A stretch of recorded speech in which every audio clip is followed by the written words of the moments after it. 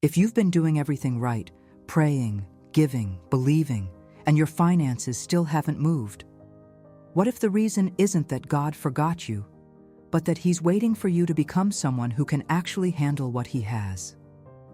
By the end of this video, you'll understand what this season is truly building inside you, and why the delay might be the most important thing God has ever done for your life. You pray, you believe, but you're still waiting, and waiting is heavy. You give, you serve, you show up faithfully every single week, and yet when you look at the gap between where you are and where you deeply feel called to be, something inside you quietly whispers, "Why not me? Why not yet?" That wait is real. And if you've ever felt like your faith and your finances are speaking two completely different languages, this message is for you. Here is the uncomfortable truth that almost nobody talks about openly.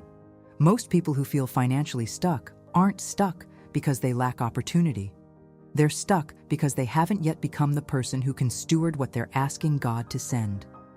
Some of you aren't waiting on God. God is waiting on you. Culture taught us speed. God teaches depth. And those two things are almost always in conflict.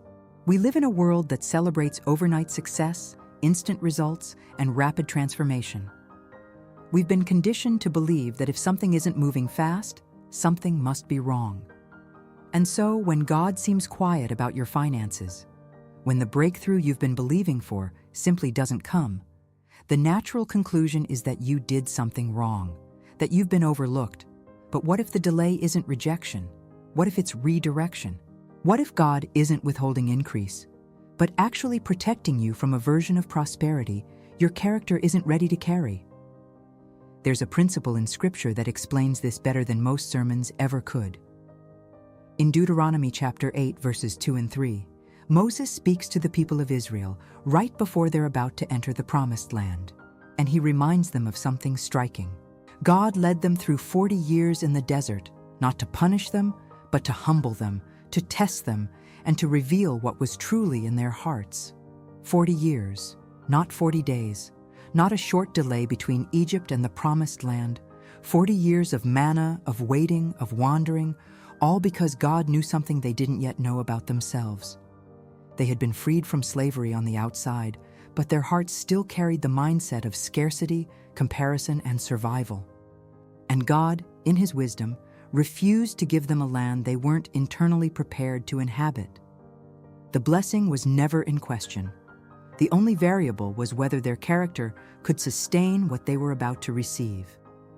Think about someone who suddenly receives a large financial windfall, an inheritance, an unexpected raise, a sudden sum, without ever having developed the discipline to manage smaller amounts.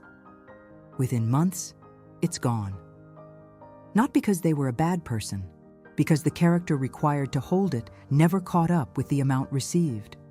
A tree with shallow roots cannot survive a strong wind, no matter how tall it grows. Premature prosperity doesn't bless people who aren't ready. It exposes them. Money doesn't transform character. It amplifies it. If there is fear in your heart right now, more money will multiply that fear. If there is comparison, more income will intensify that comparison. God doesn't fund confusion. He doesn't multiply misalignment. And He won't increase what you're mismanaging, not because He doesn't love you, but because He loves you far too much to hand you something that would quietly break you.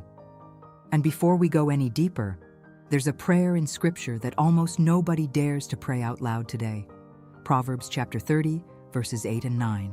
A man named Agur, not a king, not a prophet, but a wise man who understood just how fragile the human heart truly is, prays, "Give me neither poverty nor riches, for if I have too much, I might forget you, and if I have too little, I might dishonor your name." Agur understood something our culture consistently misses. Your heart's posture toward God can be destabilized by both scarcity and excess. And that is exactly why God sometimes holds back increase, not as punishment, but as what I want to call the stewardship test. He is not asking how much faith you have. He is asking, what are you doing with what He has already placed in your hands? Surgery hurts before it heals, but a surgeon who genuinely loves you will not stop the operation simply because you are uncomfortable. There is also what I want to name the hidden leak, the invisible pattern God sees before He ever releases increase. It is not always obvious sin. Sometimes it is anxiety disguised as ambition. Sometimes it is control disguised as responsibility. A heart more attached to the outcome than to the one who holds it. God won't expand what you won't examine. And then there is the character gap, the distance between who you are today and who you need to become to carry what you're believing for. This gap is not a condemnation, it is a map, and God is working within it daily, whether you feel that movement or not. Now let me ask you something honestly. If God removed every financial pressure from your life starting tomorrow, what habit in you would actually change? What posture would shift? If your honest answer is nothing, that is the most important thing you could know right now. The Apostle Paul wrote plainly to Timothy in 1 Timothy chapter 6, verse 6. Godliness with contentment is great gain. That phrase is not passive. It is a spiritual discipline. It means learning to find genuine sufficiency in your current reality while still working faithfully toward what God has called you to.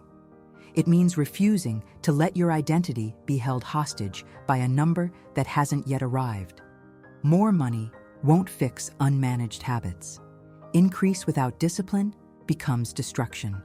And that brings us to what God is doing in this season, in 3 precise movements. First, He is stripping away your attachment to outcomes you were using as your source of worth. The number in your account is not the measure of your faithfulness before God. Second, He is reshaping the ambition inside you, not to kill your dreams, but to purify the motive behind them. Are you pursuing increase for purpose or for approval, for calling or for comparison? God does not bless the pursuit of status. He blesses the pursuit of alignment. Third, He is rebuilding your foundation in the invisible daily acts of faithfulness that no algorithm will ever reward. Jesus said it plainly in Luke chapter 16, verse 10. Whoever can be trusted with very little can also be trusted with much. Stewardship is spiritual maturity in disguise. Heaven measures differently than this world does. James chapter 1, verses 3 and 4 says the testing of your faith produces perseverance, and perseverance must finish its work so that you may be mature and complete, not lacking anything. Desert seasons form promised land character. The foundation being built inside you right now is the exact infrastructure you will need to carry everything that is coming. You are not being denied, you are being refined. Sit with that for a moment. Here is what this looks like practically. Open your banking app tonight, not to feel shame, but to practice honest awareness. Identify one spending pattern rooted in fear and address it with integrity.